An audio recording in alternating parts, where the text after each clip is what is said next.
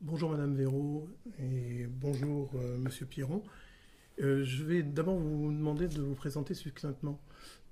Alors moi je suis Josiane Véraud, je suis économiste et je travaille au CEREC et je travaille sur les inégalités face à la formation continue des salariés et plus particulièrement comment les entreprises sont susceptibles de mettre les salariés en capacité de se former.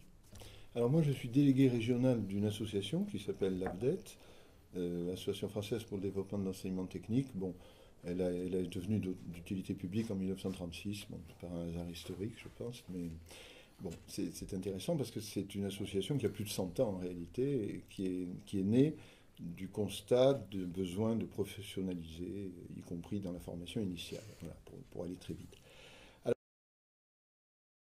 Donc vous participez aujourd'hui et demain aux Journées Vincent Merle. Pouvez-vous nous dire ce que vous attendez de cette participation?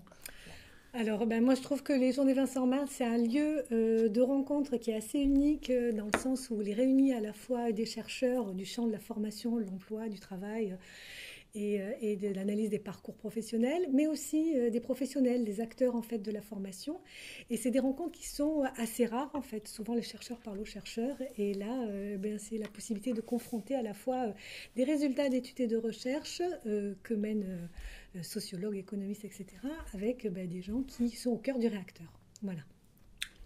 Alors je pourrais rajouter pas grand-chose en réalité, puisqu'il me semble que c'est l'essentiel qui a été dit.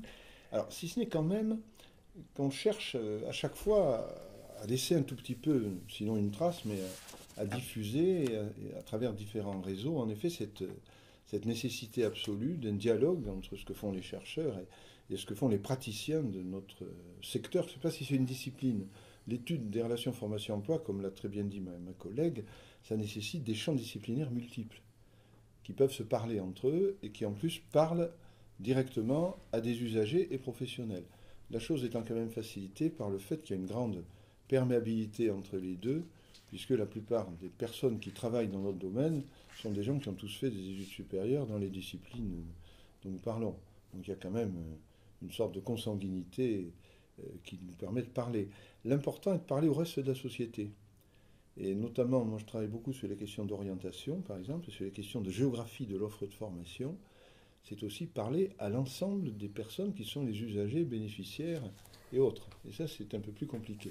Si on veut être objectif, je n'emploierai pas le terme ni de vulgarisation ni quoi que ce soit, mais les sciences sociales souffrent peut-être plus encore que les sciences dures d'une très mauvaise connaissance de la part du grand public. Donc là, je crois qu'il y a un enjeu extrêmement important de savoir à quoi ça sert. Beaucoup de gens éventuellement disent qu'ils ne savent pas très bien à quoi ça sert. En réalité, ça sert à savoir où on en est dans une société sur différentes entrées de problèmes, sans vouloir le faire de manière magistrale. En plus, moi, j'ai jamais été chercheur associé, donc je ne suis pas un grand chercheur. Hein. Mais c'est essentiel de pouvoir expliquer. On le voit très bien dans l'actualité. Je ne ferai pas de commentaires sur l'actualité, à commencer par l'actualité politique. Mais on sent bien que pour qu'il y ait un débat intéressant dans une société, il faut que ce débat soit argumenté. Sinon, on retombe en permanence sur des ornières, des lieux communs, hélas, très souvent des lieux communs erronés, ce qui est plus grave. Et donc, sans vouloir s'ériger en porteur de lumière, hein, je serais plus modeste que ça, au moins d'expliquer pourquoi on travaille à des observations, à des évaluations, voire même à des constructions théoriques pour ceux qui le peuvent, pour essayer de comprendre ce qui se passe dans le champ de la formation et des emplois. Alors justement, si on parle du champ de la formation et de l'emploi, dans vos champs respectifs d'études, qu'est-ce qui vous paraît être l'enjeu majeur, s'il y en a un ou plusieurs, dans l'actualité? Moi, je pense que en fait, le mouvement des réformes qui s'opère depuis, j'allais dire, le début des années 2000, c'est progressivement un déplacement des responsabilités avec des responsabilités accrues pour les salariés.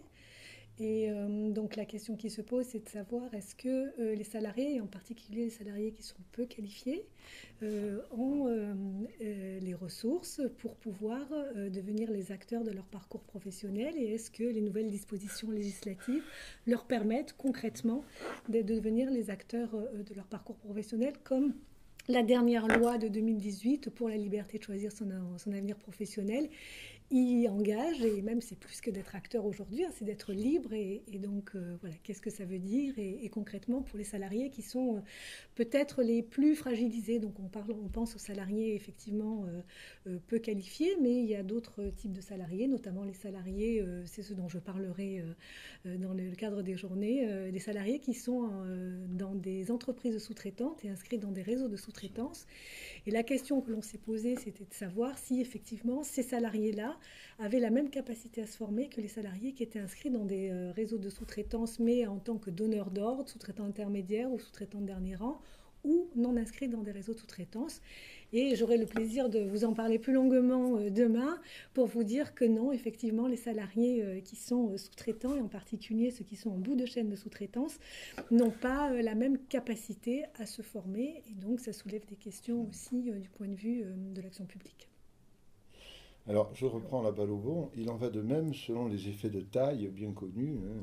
Les effets de secteur et les effets géographiques sont presque aussi importants, mais les effets de taille le sont. La table ronde que j'anime cet après-midi parle de l'accès à la formation dans les petites entreprises, ce qui reste un véritable problème. Alors, d'autre part, on a fait des réformes, comme le dit très bien ma collègue, depuis 20 ans, on en avait fait avant. J'aime bien citer une phrase de Michel Crozier, sociologue qui eut son heure de gloire il y a quelque temps. On ne change pas la société par décret. On peut toujours produire des textes d'une rare ingéniosité. La loi récente, pour la liberté de choisir son avenir professionnel, c'est quand même énorme comme terme. C'est une ambition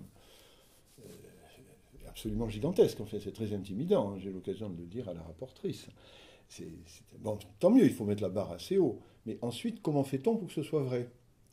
C'est un des vieux problèmes de notre République. Si une partie de la population a des doutes, c'est qu'elle n'est pas certaine que ça marche comme ça. Alors si je prends un domaine qui m'intéresse beaucoup, qui est celui de l'orientation, pour choisir, il faut une information, il faut pouvoir y avoir accès, ça c'est une chose, la décrypter. La solution n'est pas uniquement sur Internet. Il faut être certain qu'un certain nombre de gens, qui adhèrent aux associations de parents d'élèves.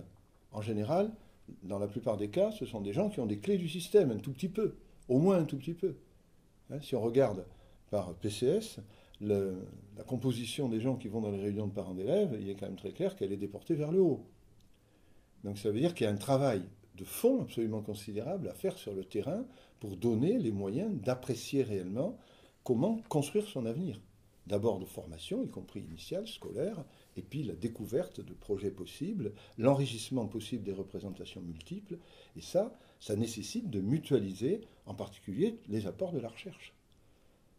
Voilà, ça c'est une tâche. Alors, modestement, une agence de ce genre, qu'a voulu le Conseil régional d'Aquitaine, et après la fusion, c'est devenu Nouvelle-Aquitaine, et on a intégré les équipes comparables des deux autres régions, c'est un peu cette vocation. C'est évidemment, alors ça peut paraître très idéaliste, hein, mais bon, si on ne met pas la barre un peu haut, de toute façon, on passe dessous